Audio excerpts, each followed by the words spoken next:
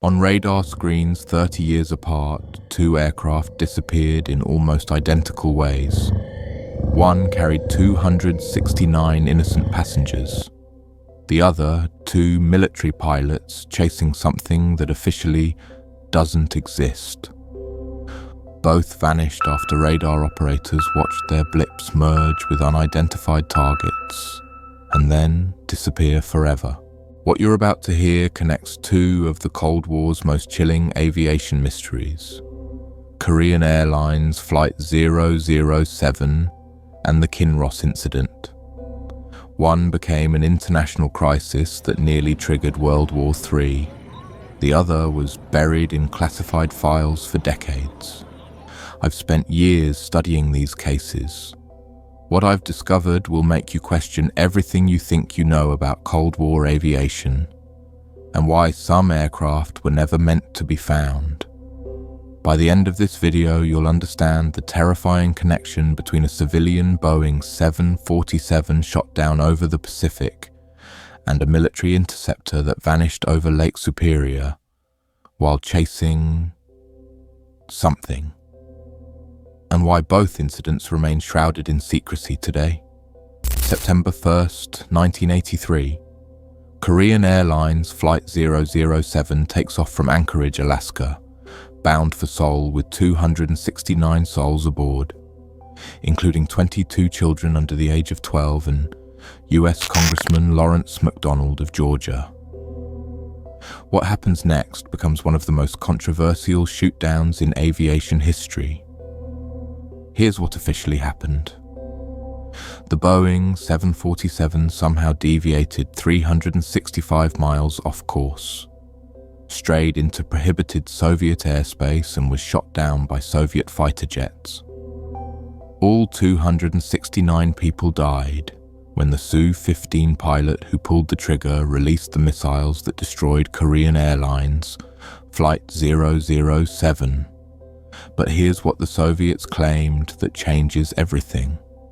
They insisted the 747 wasn't a lost civilian airliner, it was a spy plane. And they had reason to be paranoid. That same night, a US RC-135 reconnaissance aircraft had been conducting surveillance missions near Soviet territory. The flight paths crossed. On Soviet radar screens, the two aircraft appeared to merge, and when they separated, only one continued. The Soviets believed the civilian 747 had taken over the spy mission. But here's what declassified documents revealed years later. The KAL-07 pilots never responded to Soviet radio warnings.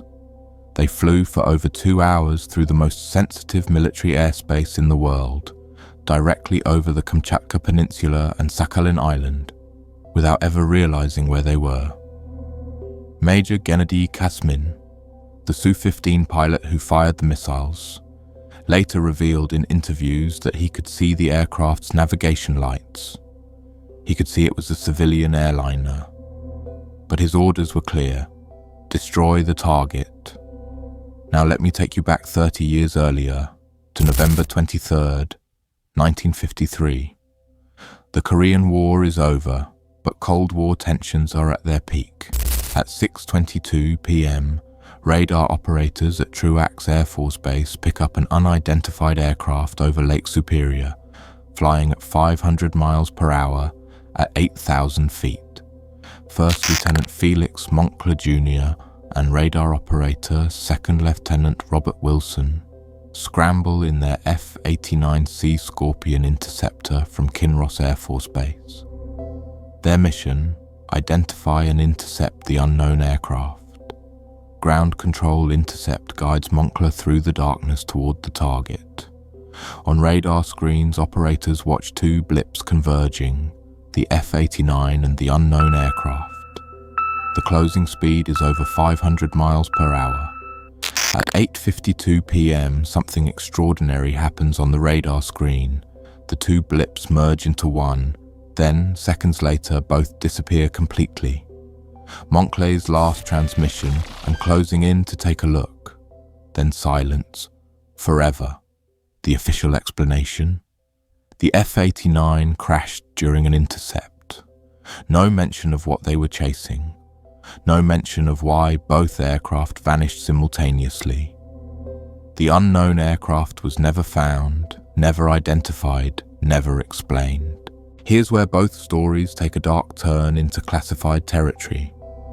The Soviet Union initially denied shooting down Cal 007. For days, they claimed no knowledge of any downed aircraft. Meanwhile, the US had recorded the entire intercept sequence on intelligence monitoring equipment. But here's what investigators discovered that the public was never told. President Reagan had the Soviet intercept recordings within hours of the shoot-down. The US knew exactly what happened, but waited 8 days to reveal it, carefully editing the transcripts to maximize international outrage. Officially, KAL 007 was a navigation error, but leaked NSA documents suggest the 747 may have been deliberately programmed to fly that route as part of a larger intelligence operation. The families of the 269 victims still fight for the complete truth. The Kinross cover-up was even more complete. Official records state that Moncler crashed during a routine training flight. No mention of an intercept mission. No mention of an unknown aircraft. The F-89's wreckage was never found, despite extensive searches of Lake Superior. But here's what the families discovered through Freedom of Information Act requests. The unknown aircraft was tracked on multiple radar installations. It showed flight characteristics unlike any known aircraft of 1953. After the F-89 disappeared, the unknown target continued flying, then vanished from all radar screens simultaneously. Now, here's what connects these two incidents across 3 decades. In both cases, civilian or military aircraft disappeared while investigating unidentified targets. In both cases, the official explanations don't match the physical evidence, and in both cases, the full truth remains classified. The KAL 007 black boxes were secretly recovered by Soviet naval forces in 1983, but their contents weren't revealed until 1992.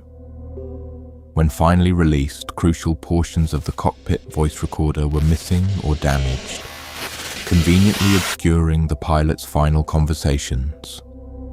The Kinross incident? 70 years later, the radar tracking data, intercept communications and search records remain classified. The families of Moncler and Wilson have never received a complete explanation of what their loved ones died investigating. But here's the pattern that emerges. Both incidents involved aircraft pursuing or investigating targets that officially don't exist. Both resulted in complete disappearances with no recoverable evidence, and both were immediately classified at the highest levels of government. The shootdown of Cal 007 changed aviation forever. New communication protocols were established. GPS navigation became mandatory. The incident contributed to the end of the Cold War by exposing Soviet military incompetence to the world. But 269 families still don't have complete answers. The victims' remains were never returned. The flight data recorders contained unexplained gaps, and declassified documents continue to raise more questions than they answer. The Kinross incident remains aviation's perfect mystery. 2 experienced military pilots, an advanced interceptor aircraft, and a target that shouldn't have existed, all vanished without a trace. Lake Superior keeps its secrets well. Here's what both incidents teach us. Sometimes the most dangerous flights aren't the ones that crash. They're the ones that encounter something they were never supposed to see. Remember those 2 radar blips I mentioned at the beginning?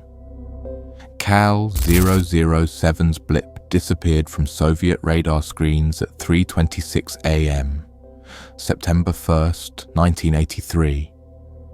The Kinross F-89's blip vanished at 8:52 p.m., November the 23rd, 1953.